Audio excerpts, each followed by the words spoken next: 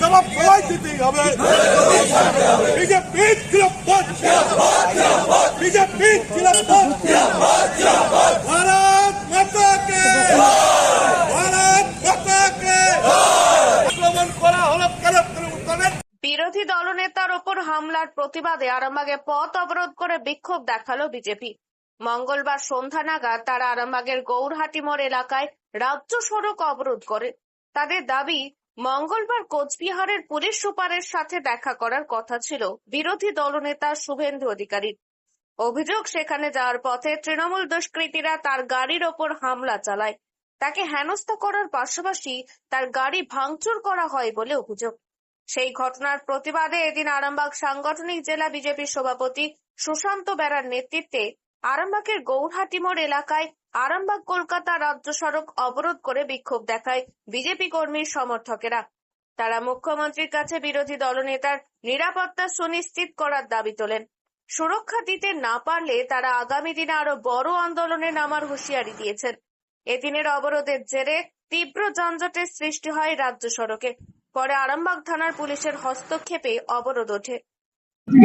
আমাদের বিরোধী দলনেতা শুভেন্দু অধিকারী বিহারে উনি এসপি অফিসে গিয়েছিলেন। সেখানে যেভাবে তাকে হেনস্থা করা হয়েছে, ওনার গাড়ির উপর অতর্কিত হামলা করা হয়েছে এবং গাড়িকে ভাঙচুর করা হয়েছে, এমনকি ওনার প্রাণহানি পর্যন্ত আশঙ্কা ছিল। সেই পরিস্থিতিতে যেভাবে একটা রাজ্যে মুখ্যমন্ত্রী একজন আর নেতা, তার কোনো সুরক্ষা নেই।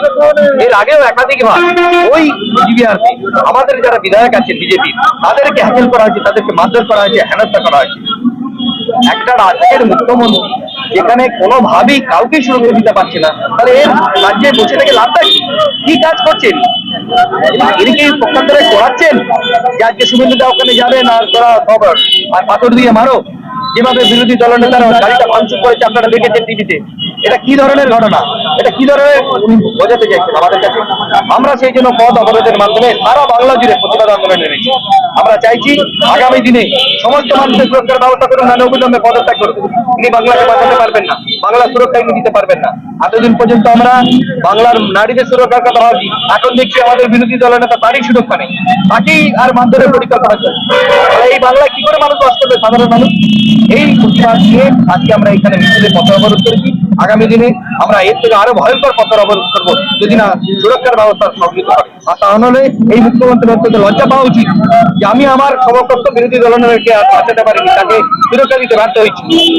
সেই জন্য আমরা পথ এখন আরামবাগেই রয়েছে প্রাণ আইভিএফ ফার্টিলিটি সেন্টার। নিঃসন্তান দম্পতিদের মুখে হাসি ফোটানোর বিশ্বস্ত প্রতিষ্ঠান প্রাণ আইভিএফ ফার্টিলিটি সেন্টার দক্ষিণবঙ্গের মধ্যে সর্ববৃহৎ এবং সর্বপ্রথম এআরটি গভর্নমেন্ট রেজিস্টার প্রাপ্ত আইভিএফ সেন্টার এখন আরামবাগেই। অল্প খরচে আইভিএফ পরিষেবা, বন্ধাত্ম চিকিৎসার এক অভিনব অধ্যায়। প্রাণ আইভিএফ ফার্টিলিটি সেন্টার একেবারে অল্প খরচে পুরুষ ও মহিলার বন্ধাত্ম পরীক্ষা, বন্ধাত্ম চিকিৎসা সবকিছুই হয় আমাদের প্রতিষ্ঠানে। সুচিকিৎসার মাধ্যমে মা ও বাবা ডাক শুনতে পারবেন নিঃসন্তান দম্পতিরা।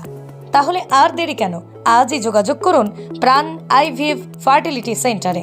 ঠিকানা বসন্তপুর, আমতলা, 2 নম্বর রেলগেট, আরামবাগ, হুগলি। যোগাযোগ নম্বর 7865858781 অথবা যোগাযোগ করুন 7908098172 এই নম্বরে।